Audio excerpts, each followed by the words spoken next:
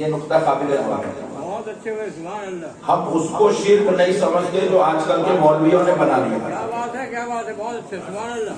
واہ واہ واہ. آپ میرے مسئلے کو غور کریے گا. سبحان اللہ. ایک شرک وہ ہے جسے اللہ اور اس کے رسول نے شرک کہا، اور دوسرا شرک وہ ہے جسے مولویوں نے بازارو شرک بنا لیا. اللہ اور اس کے رسول نے جس کو شرک کہا ہے وہ شرک کی تعریف سن لیجیے. اللہ کی ذات میں کسی کو شریک کرنے کا نام شرک ہے. اور اس کو خلاصہ کر کے سمجھا دیتا ہوں. اگر کسی شخص کو، کسی ذات کو، کسی ولی کو، کسی پیر کو، کسی پیغمبر کو اگر آپ خدا سمجھتے ہیں تو یہ شرک ہے. یا ہم انہیں خدا کے برابر سمجھتے ہیں تو یہ شرک ہے. یا ہم انہیں خدا کے جیسا سمجھتے ہیں تو یہ شرک ہے. آپ سمجھ گئے؟ تین چیزیں ہیں. کتنی؟ کسی کو خدا سمجھنا، یا خدا کے جیسا سمجھنا، یا خدا کے برابر سمجھنا، یہ تین شرک ہے. اس کے علاوہ کائنات میں کوئی چوتھا شرک پیدا ہی نہیں ہوا. ارے اتنا بڑا آپ کو ہتھیار دے دیا، ایسا پورا لڑکے کیا ہے. اس کے علاوہ چوتھا کائنات میں شرک بنا ہی. اب یہ اللہ اور اس کے رسول کی دی ہوئی تعریف ہے جو ہمارے صوفیاء کے ذریعے سے، علماء کے ذریعے سے، محدثین کے ذریعے سے، مفسرین کے ذریعے سے، فقہاء کے ذریعے سے 1400 سال بعد آنے والی امت کو نصیب ہوا ہے. اب جو مسجدوں میں کھڑے ہو کے جاہلوں نے جو شرک بنا لیا، درگاہ پجانا شرک، یہ شرک جاہلوں کا بنایا ہوا ہے. چادر چڑھانا شرک، یہ جاہلوں کا بنایا ہوا شرک ہے. خدا کی قسم کوئی مولوی 1400 سال کی تاریخ اٹھا کر یہ ثابت نہیں کر سکتا کہ چادر چڑھانا شرک ہے، یا پھول چڑھانا شرک ہے، یا درگاہ پجانا شرک ہے، یا مزار کو چومنا شرک ہے، یا اللہ کے محبوبوں کے سامنے کھڑے ہو کر دعائیں کرنا، قرآن پڑھنا، اللہ کی راضی کرنے کے لیے کچھ اس سے منت و سماجت کرنا، یہ شرک ہے. خدا کی قسم کوئی ثابت نہیں کر سکتا. پھر آپ کہیں حضرت جو تھرڈورا چل رہا ہے یہ کیا ہے، تو سن لیجئے گا. یہ ایک ایسی جہالت ہے جو اس جہالت کے ذریعے سے اس کو شرک کا نام دے کر یہ فتنہ مچا کر تم کو درگاہوں سے روکنا چاہتے ہیں، ولیوں سے دور کرنا چاہتے ہیں، نبی کی بارگاہ سے محروم کرنا چاہتے ہیں. کیونکہ انہوں نے دیکھا اب اگر سنیوں کو درگاہ سے دور کرنا ہے، ولیوں سے دور کرنا ہے، نبیوں سے دور کرنا ہے، کسی اور لاٹھی کی ضرورت نہیں، شرک والی لاٹھی کا استعمال کرتے ہیں. اب یہ بیچاری بھولی بھالی قوم یہ مسئلے کو سمجھ نہیں سکی کہ شرک ہے کیا. اب ہر بیچارہ سمجھنے لگا کہ پھول چڑھانے کو شرک کہتے ہیں، ہاتھ چومنے کو شرک کہتے ہیں، پیر پڑنے کو شرک کہتے ہیں، پیٹ میں منڈی ڈالنے کو شرک کہتے ہیں. نہیں نہیں، نعوذ باللہ. ارے پیر پڑنا یہ صحابہ کی سنت ہے، ہاتھ چومنا یہ صحابہ کی سنت ہے، اور مزارات پہ جانا خدا کی قسم یہ میرے مصطفیٰ کی سنت ہے.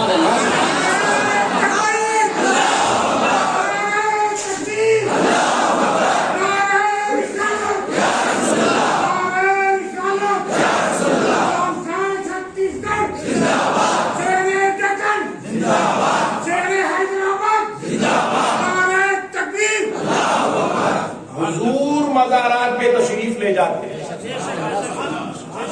حضور تشریف لے جاتے تھے. مولویوں کو چھوڑ دو تم، ہمارے جیسے آپ کے جیسے لوگوں کی بات کرنے کی ضرورت نہیں. آمنہ کا لال زیارت کے لیے قبرستان تشریف لے جاتا ہے. احادیث بھری پڑی ہوئی ہے. حضور پاک علیہ السلام حضرت امیر حمزہ کی زیارت کے لیے مدینہ پاک سے جبل احد کے دامن میں تشریف لے جایا. احادیث بھری پڑی ہے. نبی پاک علیہ السلام جنت البقیع میں تشریف لے جاتے اور اصحاب بقیع کی زیارت فرمایا کرتے تھے. احادیث بھری پڑی ہے. حضور پاک علیہ السلام جنت المالا تشریف لے جاتے، خود اپنی زوجہ خدیجہ الکبریٰ کی زیارت فرمایا کرتے. مزارات پہ جانا کوئی نیا کام نہیں ہے، درگاہوں کو جانا یہ آئٹم بم بنا دیے بیٹے، اس کو ایسا بنا دیا درگاہ جاتے ایسا پوچھتا آنکھاں پھاڑ کے جیسا درگاہ کو جا کے ہم لوگ نعوذ باللہ پورے بٹوا لگا لے کے آ رہے۔ درگاہ کو جانا نعوذ باللہ شرک نہیں ہے، درگاہ کو جانا میرے مصطفیٰ کی سنت ہے۔ میرے آقا کریم صلی اللہ علیہ وسلم کی جب مزار اقدس بنی تو سیدہ عائشہ رضی اللہ تعالی عنہا خود حضور کے اس حجرہ مقدس میں رہتی اور سرکار کی زیارت فرماتی، سرکار کی زیارت فرماتی۔ جب حضرت ابو بکر صدیق رضی اللہ تعالی عنہ تشریف لائے، آپ کا وصال مبارک ہوا، آپ کی قبر اقدس بنی گئی، آپ کا مزار مقدس بنا گیا، تو حضرت عائشہ اپنے والد کی زیارت فرماتی، اپنے والد کی زیارت فرماتی۔ اب تیسرا یہاں جو مسئلہ ہے وہ غور کرنے کا ہے، بازو والے جس کو لے کے ہلڑ بجاتے، یہ پٹھے کو ڈینجر ہے، بازو والے خطرناک ہے، پلے رائے ہلڑ بجاتے۔ جب حضرت عمر فاروق رضی اللہ تعالیٰ عنہ پردہ فرمائے اور جب آپ کا مزار اقدس بنا گیا تو اب حضرت عائشہ رضی اللہ تعالیٰ عنہ زیارت کے لیے تشریف نہیں آتی، زیارت کے لیے تشریف نہیں لاتی، بولو سبحان اللہ، بلکہ آپ کو دعوت بھی دی جاتی تو آپ منع کر دیتی۔ اب آپ پوچھئے کیوں؟ ان لوگوں نے اس سے مسئلہ نکالا کہ دیکھو حضرت عائشہ کوئی زیارت نہیں کر رہی، حضرت عائشہ مزار پہ نہیں جا رہے، حضرت عائشہ مزار پہ نہیں جا رہے۔ ارے نادان کیوں نہیں جا رہی؟ پہلے مسئلہ تو سن۔ حضرت عائشہ رضی اللہ تعالیٰ عنہ اس وقت تک تشریف لے جاتی جب تک نہ صرف حضور کا مزار تھا، جب تک نہ ان کے والد بزرگوار کا مزار تھا، لیکن جب حضرت عمر کا مزار بنا، حضرت عائشہ نے اب زیارت کے لیے اس حجرہ خاص میں اس دربار اقدس میں تشریف نہیں لے گئی۔ کیوں نہیں لے گئی؟ اس لیے نہیں لے گئی کہ زیارت کرنا منع ہے، اس لیے تشریف نہیں لے گئی کیونکہ حضرت عائشہ کا یہ عقیدہ تھا حضرت عمر زمین پر رہ کر جیسے دیکھتے ہیں قبر اقدس سے بھی آنے والوں کو ویسے ہی دیکھتے ہیں۔ اور آپ چاہتی تھی کہ حیا نہ صرف زندوں سے ہو، پردہ نہ صرف زمین پر رہنے والوں سے ہو، حیا کو پردہ تو ان سے بھی ہو جو زمین کے اندر بھی رہ کر دیکھتے ہیں۔ حیا اور پردے کے خاطر تشریف نہیں لے جاتی۔ دوسرا کوئی مسئلہ نہیں، اس کے اندر سے کوئی فتنہ نکالنے کی ضرورت نہیں ہے، یہ حضرت عائشہ نے عقیدہ دیا۔ لوگ جس طرح زمین پر رہ کر اپنے لوگوں کو دیکھتے ہیں، قبر میں جانے کے بعد بھی اپنی قبر پر آنے والوں کو وہ ویسے ہی دیکھتے ہیں۔ اور حضرت عائشہ کو یہ عقیدہ خدا کی قسم مصطفیٰ جان رحمت سے ملا تھا۔ آقا علیہ السلام ارشاد فرماتے قبر والا اپنی قبر میں اتنے شعور کے ساتھ زندہ رہتا ہے۔ اگر کوئی سمجھتے ہیں حضرت انسان علی صاحب مردہ ہیں، ہم کو نہیں سن سکتے نہیں دیکھ سکتے، تو مردہ ہے۔ حضرت انسان علی شاہ تو مجھے اور آپ کو ایسے ہی دیکھ رہے ہیں جیسے میں اور آپ آپس میں ایک دوسرے کو دیکھ رہے ہیں۔ اور یہ عقیدہ میرا اپنے ابا جان کا نہیں ہے، یہ میرے پھپھا کی لال کتاب میں لکھا ہوا نہیں ہے، یہ میرے چچا کی پیلی کتاب کی بات نہیں ہے، خدا کی قسم یہ مصطفیٰ جان رحمت کی بتائی ہوئی بات ہے، یہ آمینہ کے لال کی بتائی ہوئی بات ہے۔ آقا نامدار مدنی تاجدار علیہ السلام ارشاد فرماتے ہیں جب کوئی شخص اپنے مرحومین کی قبر کی زیارت کے لیے تشریف لے جاتا ہے تو قبر والا اپنی قبر میں اتنے شعور کے ساتھ لیٹا ہوا ہوتا ہے کہ اپنی قبر پر آنے والے کو اس کے رشتے کے ساتھ پہچانتا ہے، اس کے رشتے کے ساتھ پہچانتا ہے۔ آج میرا بھتیجا آیا ہے، بھانجا آیا ہے، آج میرا بھائی زیارت کے لیے آیا ہے، آج میرا بیٹا زیارت کے لیے آیا ہے، آج میرا باپ زیارت کے لیے آیا ہے۔ اتنے شعور کے ساتھ قبر میں زندہ رہتا ہے۔ میرے پیارے بزرگ اور دوستو، ہم اگر نہیں معلوم ہے، ہم اگر دین نہیں جانتے ہیں تو ہم نعوذ باللہ ہم جدھر چاہے تو شرک کے فتوے پھیر لیتے نہیں پھر سکتے۔ خیر آپ لوگ نہیں پھیر رہے، بازو والوں کو بول رہا ہوں، اور انہیں پھیر دیا تو اپن اس کو ایکسپٹ نہیں کر سکتے۔ یہ جاہلوں کی باتیں ہیں۔ اللہ اور اس کے رسول نے یہ بات نہیں کہی، بلکہ نبی پاک صلی اللہ علیہ وسلم کا قول مشکات شریف میں باب عذاب القبر میں حدیث پاک موجود ہے۔ نبی پاک صلی اللہ علیہ وسلم ارشاد فرماتے ہیں قبر میں جب گناہگار یا کافر اپنی قبر میں داخل ہوتا ہے اس کو اس قدر عذاب ہوتا ہے کہ کائنات کی ہر شے اس کے عذاب کی دی جانے والی تکالیف کو سنتی ہے سوائے انسان اور جنات۔ کائنات کی ہر شے قبر کے عذابی مردے کے عذاب کی جو چیخیں ہوتی ہے وہ سنتی ہے۔ اب آپ بولیں گے ہمارا کو سننے نہیں آ رہا تو ہم اس کو انکار کر دیں گے۔ ہم نہیں کر سکتے انکار، کیونکہ یہ کائنات جس کے صدقے میں بنی ہے یہ کلام اس نبی پاک علیہ السلام کا، یہ کائنات جس نے بنایا ہے اس رب کے حبیب نے یہ بات بتائی ہے۔ میرے پیارے بزرگوں اور دوستوں،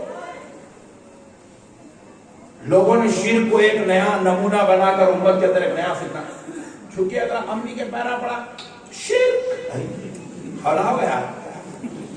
اچھا ایک بات سنتے ہو ذرا، میں امی کے پیرا پڑتے کہ امی خدا بن جاتے؟ بولو جی، ابا جان کا ہاتھ چومتے کہ ابا گاڈ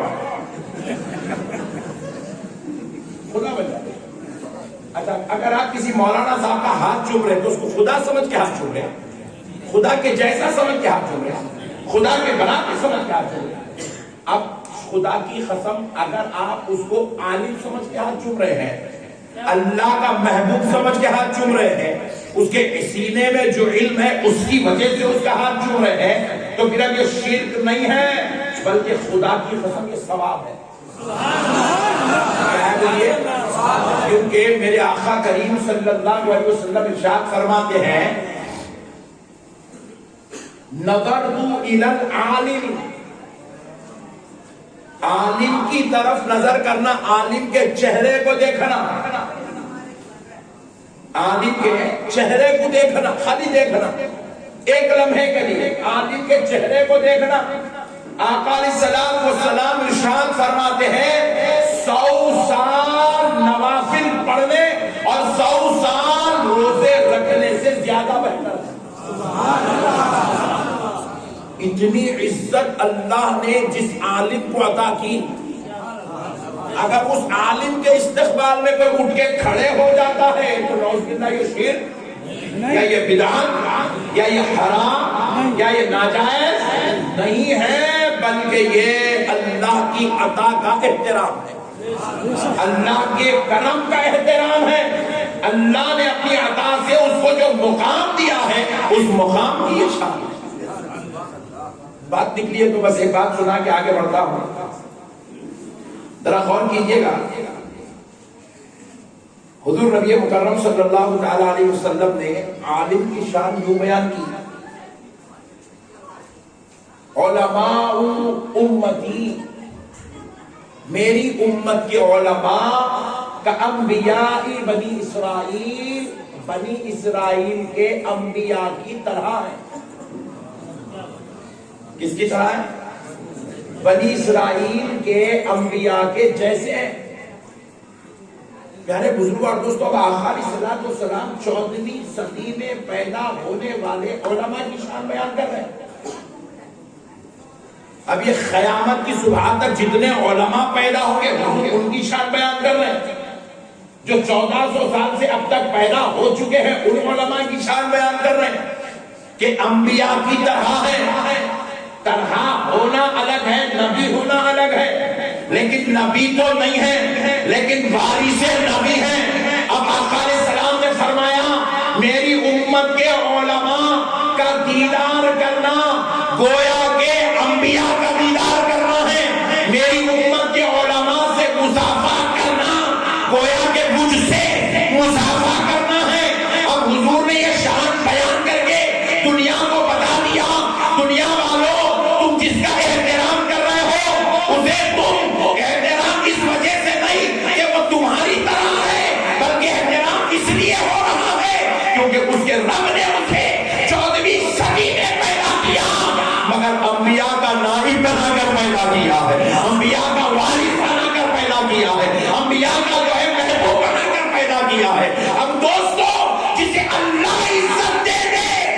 بندہ احترام کر لے تو اللہ اس سے ناراض نہیں ہوتا، بلکہ اس محبوب کے صدقے میں، اس ولی کے صدقے میں، اس عالم کے صدقے میں عزت کرنے والے کی اللہ مغفرت فرما دیتا ہے، بخشش فرما دیتا ہے۔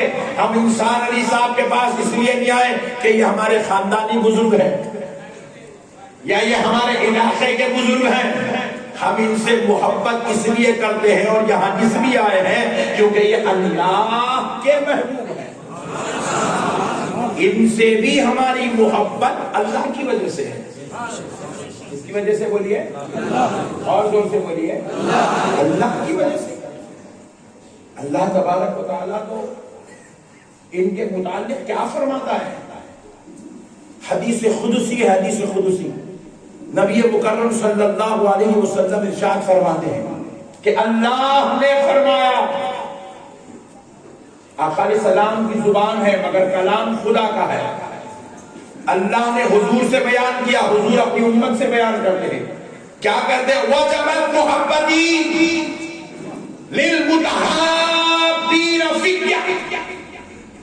آقا علیہ السلام ارشاد فرماتے ہیں کہ رب نے یوں فرمایا، میں ان بندوں سے محبت کرنا اپنے آپ پہ واجب کر لیتا ہوں۔ مولوی بول رہا درگاہ کو جانا شرک ہے، اور اللہ کہہ رہا ہے میں محبت کرنا واجب کر لیتا ہوں۔ مولوی کہہ رہا ہے پھول چڑھانا بدعت ہے، حرام ہے، ناجائز ہے، اللہ کہہ رہا ہے میں محبت کرنا ان بندوں سے واجب کر لیتا ہوں۔ کس سے؟ للمتحابین فی، جو میرے محبوب بندوں سے محبت کرتے ہیں۔ آج آپ انسان علی صاحب کی محبت میں تشریف لائے ہیں، ایک محبوب خدا کی محبت میں تشریف لائے ہیں، تو اب اللہ کہہ رہا ہے اے میرے بندو تم میرے محبوب سے محبت کرتے ہو، میں تم سے محبت کرنا اپنے آپ پہ واجب کر لیتا ہوں، واجب کر لیتا ہوں۔ بات ختم نہیں، آگے دیکھیں آقا علیہ السلام ارشاد فرماتے ہیں وَالْمُتَجَانِسِينَ فِيَّ، جو میرے محبوبوں کی مجلس میں بیٹھتا ہے میں اس سے بھی محبت کرنا اپنے آپ پہ واجب کر لیتا ہوں۔ مولوی بول رہا ہوں درگاہ کو جا کے بیٹھنا، ذکر کرنا، ابے مولوی تو یہ کہاں کا شرک لے کے آ رہے؟ یہ مولویوں کا چکر بڑا خطرناک ہے بیٹوں کا ہے، مطلب مولوی بولے تو ادھر کے نہیں، تم لوگ اسٹیج پہ دیکھ رہے اے بازو والے مولوی، بات لوگ اپنے کو بول کے دیکھ رہے یہ بھی مولوی صاحب ہے، اے بازو والے مولوی کی بات کر رہا ہوں، یہ تو گھر والے، وہ بازو والا مولوی بڑا ڈینجر ہے، بولے درگاہ کو جانا بیٹھنا شرک ہے، اس لیے بیٹا پیدا ہوئے جب سے اب تک درگاہ کو آیا ہی چھلے۔ اور اللہ کہہ رہا ہے حدیث قدسی تاجدار کرم کی زبان خدا کے کلام کی ترجمانی کر رہی ہے، وَالْمُتَجَانِسِينَ فِيَّ، جو میرے محبوبوں کی مجلس میں بیٹھتا ہے ان سے محبت کرنا میں اپنے آپ پر واجب کر لیتا ہوں۔ اور بھی بات ختم نہیں ہوئی، وَالْمُتَزَامِرِينَ فِيَّ، جو میرے محبوبوں کی زیارت کرتا ہے، جو میرے محبوبوں کی مزارات پر آ کر ان کی زیارت کرتا ہے یا ان کے مکانوں پر جا کر ان کے مکھڑے دیکھتا ہے یا ان کو اپنے گھروں میں بلا کر ان کے چہروں کو تکتا رہتا ہے، اللہ کہہ رہا ہے جو میرے محبوبوں کی زیارت کرتا ہے میں ان سے محبت کرنا اپنے آپ پر واجب کر لیتا ہوں۔ حدیث پاک ہے، حدیث بات ختم نہیں، آگے پھر ارشاد فرماتے ہیں آقا علیہ السلام کہ رب نے کہا وَالْمُتَقَابِلِينَ فِيَّ، جو میرے محبوبوں کو نذرانہ دیتا ہے، اس لیے غلطے رکھے ہوئے،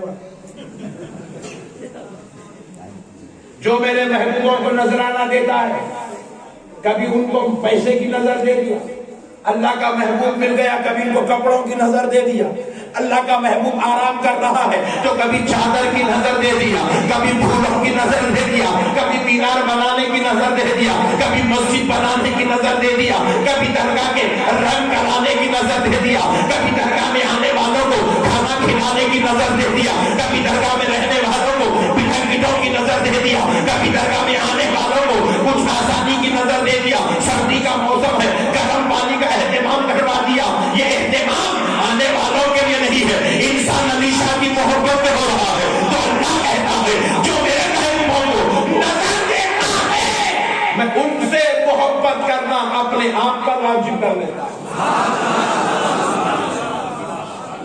اللہ خوشخبریاں سنا رہا، بندہ ڈرا کے مردہ نکال رہا۔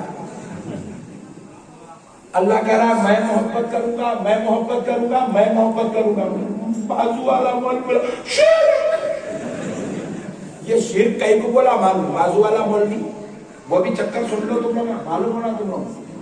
انہیں بولا اگر اپن بھی جائز بولے تو پورا چندہ درگاہ کو جاتا، مدرسے کو ملتا ہی نہیں۔ تو اس لیے مولوی صاحب کو اپنی بلڈنگ بنانے کے لیے ادھر چندہ رکانا ضروری تھا۔ ٹیکنیک ہے یہ بھی ایک۔ اسی لیے پیارے بزرگ اور دوستو انہوں نے شرک کا لیبل لگا کر دنیا والوں کو اللہ والوں سے توڑا۔ میرے پیارے بزرگ اور دوستو آپ ذرا غور کیجئے گا، ایک بڑی پیاری بات سمجھا دیتا ہوں۔ اولیاء اللہ کی شان یہ وہ لوگ ہیں ان کے دربار میں بیٹھنے والا انسان تو انسان، ان کے دربار میں بیٹھنے والا کتا بھی صاحب شان ہو جاتا ہے۔ ان کے دربار میں بیٹھنے والا کتا بھی ذیشان ہو جاتا ہے۔ اور یہ میں نے کہہ رہا ہوں 1400 سال سے ہم لوگ اپنی اندر کی بولے چ نہیں، وہی بولے جو قرآن کے اندر ہے، وہی بولے جو حدیث کے اندر ہے۔ یہ الگ بات ہے اسٹائل اپنا ہو سکتا ہے مگر انداز اپنا ہو سکتا ہے، مگر بات تو وہی ہے جو اللہ کے رسول نے کہی ہے۔ اب پیارے بزرگوں اور دوستوں ذرا غور کرو، اللہ کا کلام ہے، اللہ کا کلام قلبهم باسط ذراعيه بالوصيد، اللہ کا قلبهم ان کا کتا، کتے کا ذکر اللہ قرآن میں کر رہا ہے۔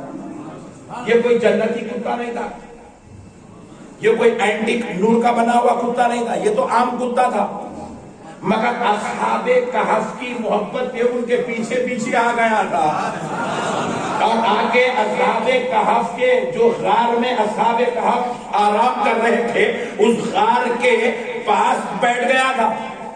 اللہ کو وہ کتے کا اپنے محبوبوں سے محبت کرنا اتنا پسند آیا، ان کا ذکر اللہ نے قرآن میں کر دیا، اور اس کتے کے بیٹھنے کی انداز کو بھی اللہ نے قرآن میں بیان کیا، اور ایک مرتبہ نہیں، اس کا ذکر اللہ نے 4 مرتبہ کیا۔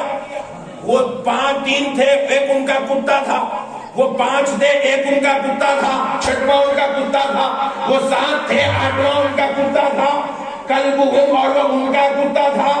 اللہ نے ان کا ذکر قرآن پاک میں کیا، اس کتے کا ذکر کیا، اور اب مفسرین اکرام فرماتے ہیں وہ کتا اب ہر دنیا کا ہر کتا، چھتیس گڑھ کے سارے کتے، ہندوستان کے سارے کتے، امریکہ کے سارے کتے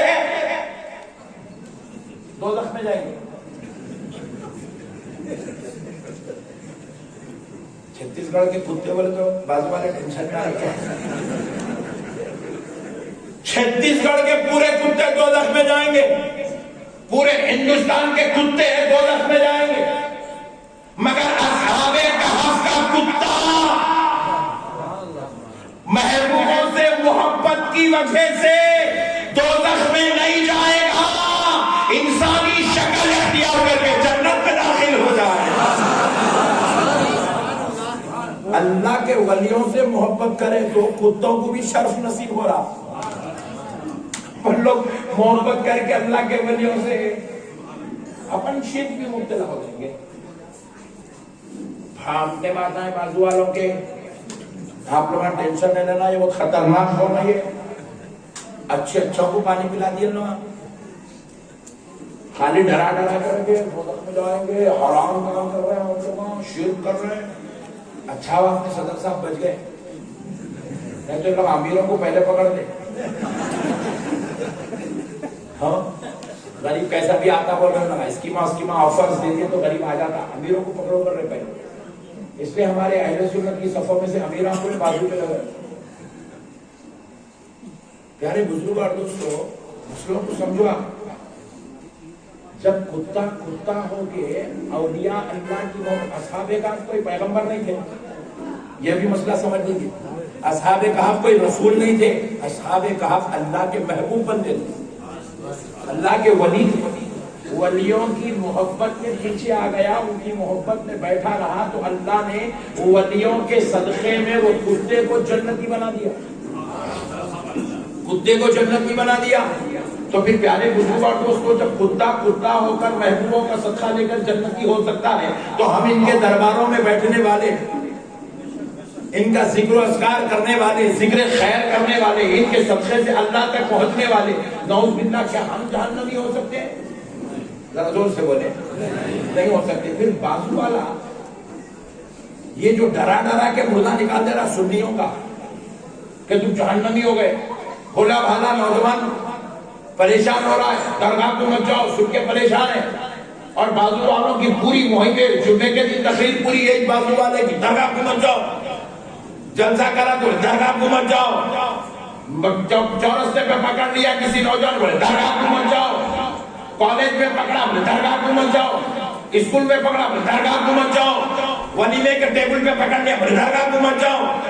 ارے بتائیے درگاہ کے پیچھے اتنا کیوں پڑے ہوا ہے بھائی؟ اس کو درگاہ سے کیا انرجی ہے؟ اور کرنے والی بات نہیں, درگاہ سے اتنا کہیں کو ٹینشن ہے, درگاہ کے پیچھے اتنا کہیں کو ہاتھوں کے پیچھے پڑے ہوا ہے. اس لیے کہ بازو والے کو معلوم ہے کالج کو گیا تو وہاں سے پکڑ کے نکال لے سکتے,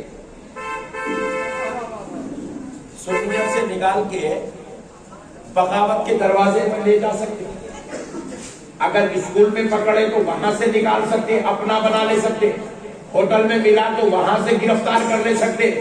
اگر انہیں جو ہے مسجد میں ملا تو وہاں سے پکڑ کے بغاوت کے دروازے اس کے لیے کھول سکتے ہیں. لیکن جو درگاہ والا ہو جاتا ہے وہ ولیوں کی محبت میں اس قدر سرشار رہتا ہے کہ ولیوں کی محبت کی برکت سے ہم اسے باقی نہیں بنا سکتے ہیں. اس لیے ان لوگوں نے مہم چلانا شروع کیا کہ اگر پہلے مسلمان کو نبی اور اولیاء کا باقی بنانا ہے تو پہلے اس کو درگاہ سے توڑو. یہ درگاہ سے ٹوٹ گیا تو باقی بن جائے. اور الحمدللہ یہ درگاہوں کی محبت ہے, یہ اولیاء اللہ کا پیار ہے, یہ غوث و خواجہ کا کرم ہے کہ آج ہم سنیت پر ڈٹے ہوئے نظر آ رہے ہیں. یہ اولیاء اللہ کا صدقہ ہے. اولیاء اللہ کا دامن مضبوطی سے پکڑنے کی ضرورت ہے. پیارے بزرگ اور دوستوں مسئلوں کو سمجھیں, یہ مسائل سمجھنے کی ضرورت ہے. ولی کوئی معمولی چیز نہیں ہے, ولی کوئی معمولی چیز نہیں ہے. ولی کی دعا میں کیا تاثیر ہوتی ہے دیکھیے, ولی کی دعا میں کیا تاثیر ہوتی ہے. حضرت امام نہوانی رحمت اللہ علیہ تحریر فرماتے ہیں کرامات اولیاء, آپ کی کتاب ہے, آپ نے اس میں یہ واقعات تحریر فرمایا. اللہ کے ایک محبوب ولی تھے, ان کا نام تھا حضرت امام احمد شیبانی رحمت اللہ علیہ. آپ اللہ کی یاد میں اس قدر فنا تھے, اس قدر غرق تھے, اس قدر یاد الہی میں ڈوب چکے تھے کہ اب آپ کو دنیا کی خبر اور فکر نہیں تھی, دنیا کی خبر اور فکر نہیں تھی. اور ادھر آپ کی اہلیہ ہے اور آپ کا بیٹا ہے اور بیٹا جوان ہے. جوانی کے عالم میں وہ ایک ایسی بیماری میں مبتلا ہوا کہ چلتے چلتے وہ بیماری بڑھتی چلے گئی. جس قدر اس کی دعا کی جاتی ہے, دوا کی جاتی ہے, وہ اور بیمار ہوتا چلا گیا. کوئی دوا اس پر اثر نہیں کر رہی ہے, ہر دوا اس کے لیے ناکام ہوتی چلی گئی. اور وہ اتنا بیمار ہوا بالکل اپنے موت کے بستر پر لیٹا ہوا ہے. اور اب ماں نے دیکھا کہ ایک طرف باپ ہے جو یاد الہی میں ڈوبا ہوا ہے, ایک طرف بیٹا ہے جو ہے اپنے موت سے لڑ رہا ہے. تو آپ اپنے شوہر کے پاس یعنی کہ اس بچے کے باپ کے پاس آئی اور آ کر کہنے لگی خدا اب تو کم سے کم توجہ کر دو کیونکہ اب آپ کا بیٹا ہمارا لخت جگر موت کے منہ میں پڑا ہے. اور اگر ایسے وقت میں بھی اگر آپ اپنے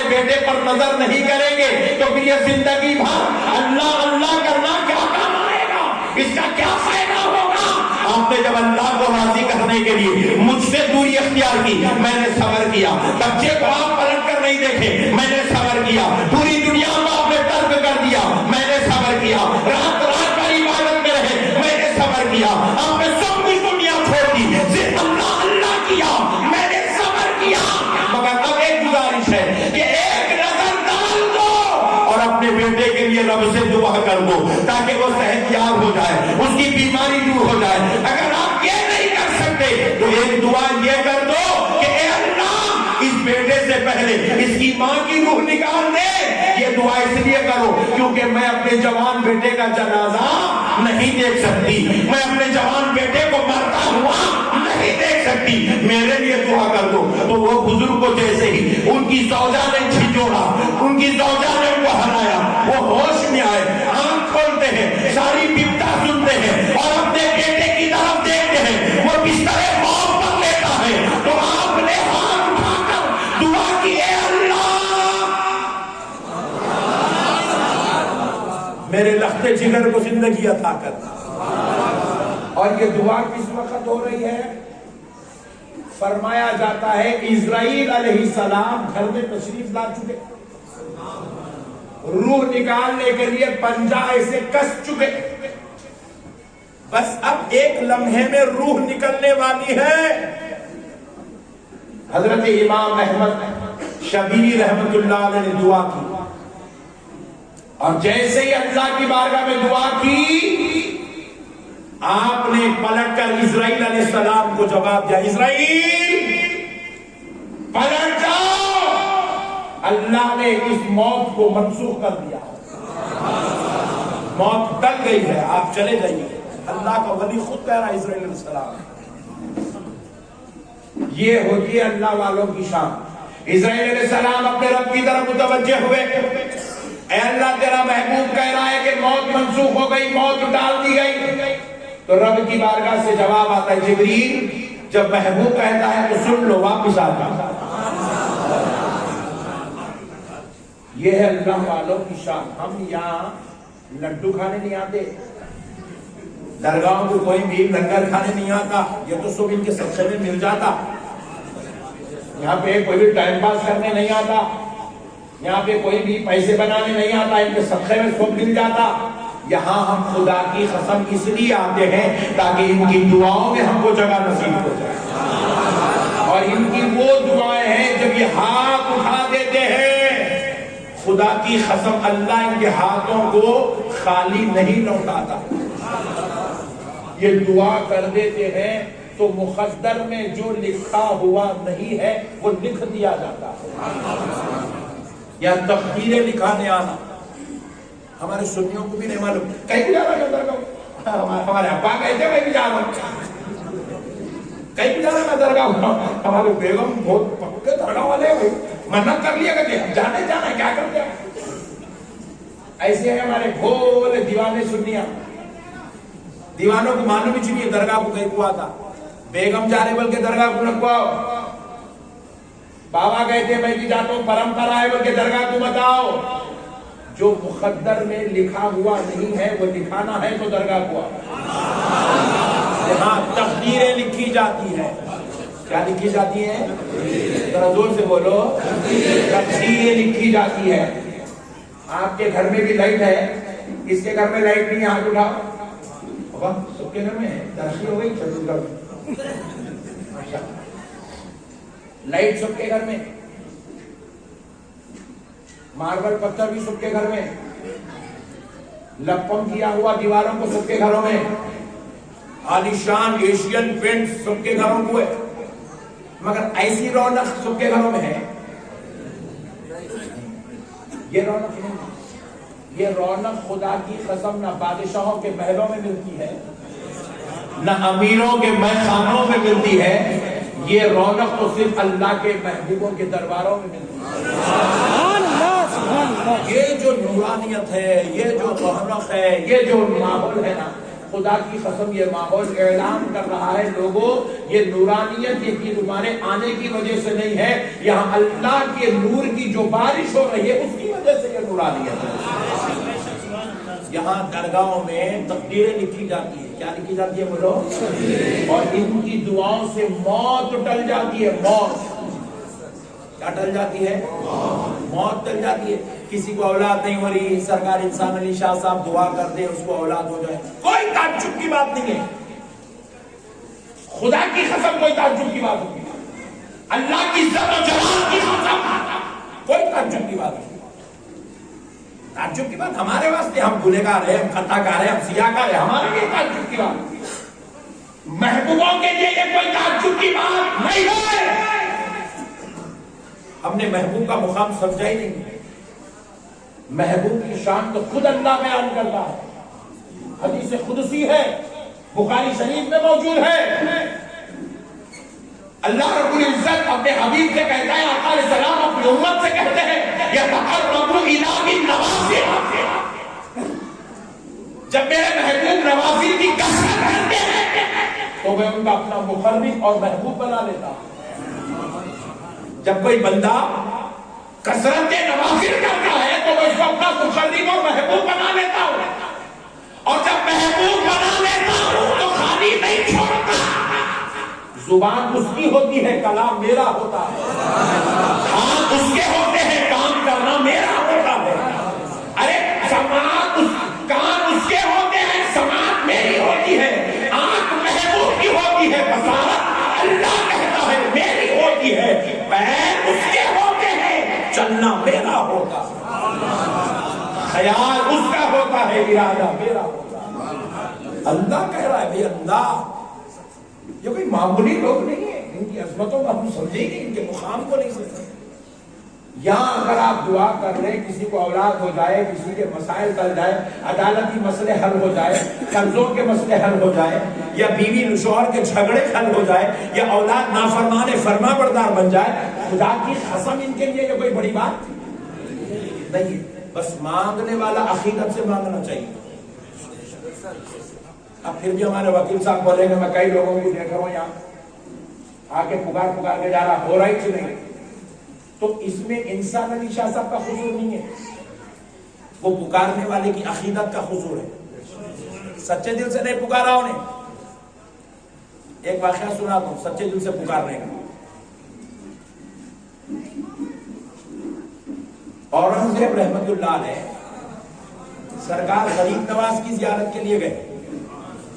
تو آپ کے دروازے پر ایک شخص کھڑے کے بولا، اے اللہ مجھے آنکھ دے دے، اے اللہ مجھے آنکھ دے دے. اندھا تھا. تو اورنگزیب رحمت اللہ علیہ جانے مطلب اس کے مانگنے کا یہ اسٹائل تھا، یعنی کہ لوگوں میں اندھا ہوں میرے کو دے دو بننے کا مطلب تھا. تو اب اورنگزیب رحمت اللہ علیہ کا گزر ہوا، آپ نے دیکھا کہ بھئی مانگنے والا مانگ رہا ہے، اے اللہ مجھے آنکھ دے دے میں اندھا ہوں، اے اللہ مجھے آنکھ دے دے میں اندھا ہوں. اورنگزیب کو لے آنکھاں مانگ رہا، وہ بھی غریب نواز کی چوکھٹ پہ کھڑے تھے، نہیں مل رہے. بولے سرکار نہیں مل رہے. بولے کب سے مانگ رہا؟ بولے 8-10 سال سے یہی ترانہ ہے. بولے اس کا آنکھوں کو بہانہ بناتا، جیباں بھر لے کے نکل جاتا.